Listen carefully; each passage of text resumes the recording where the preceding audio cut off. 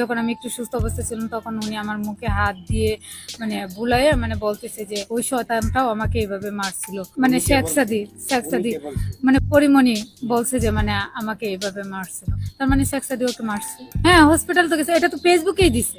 অসুস্থ এই কারণেই গেছে, অসুস্থ হয়ে গেছে, ও গলা নিয়ে খাইতে পারে না। একটা বয়ফ্রেন্ড যখন একটা হাজবেন্ড যখন ওয়াইফকে মারে তখন তো একটা নর্মাল ইস্যু না, এইভাবে তো আর মারে না যে একবার হসপিটালে পাঠানোর জন্য।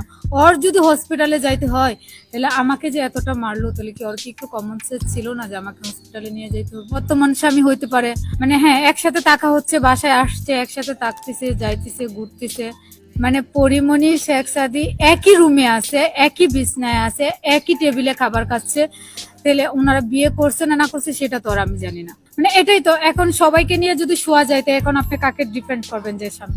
এখন সাপোজ মনে করেন আমি 12টা ছেলে নিয়ে শুইলাম, এখন আপনি কাকে আমার হাজবেন্ড হিসেবে দেখবেন বলেন?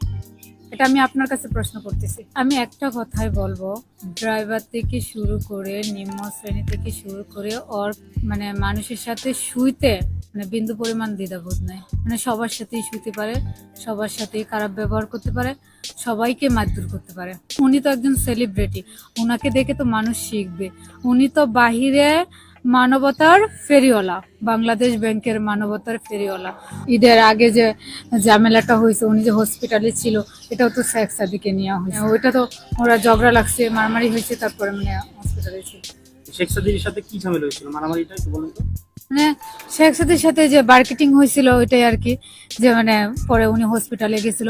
ওই হসপিটালের আইসাই তো ঈদের দিন উনি হসপিটালে গেল, পরের দিনই তো আইসা আমার উপরে মানে এই যে 2 তারিখেই, যখন আমি মানে সেন্সলেস অবস্থায় ছিলাম একটু মানে উনি তখন আমাকে মাথায় হাত দিয়ে আর বলছিল যে ওই শয়তানটা ওইভাবে আমাকে মারছিল।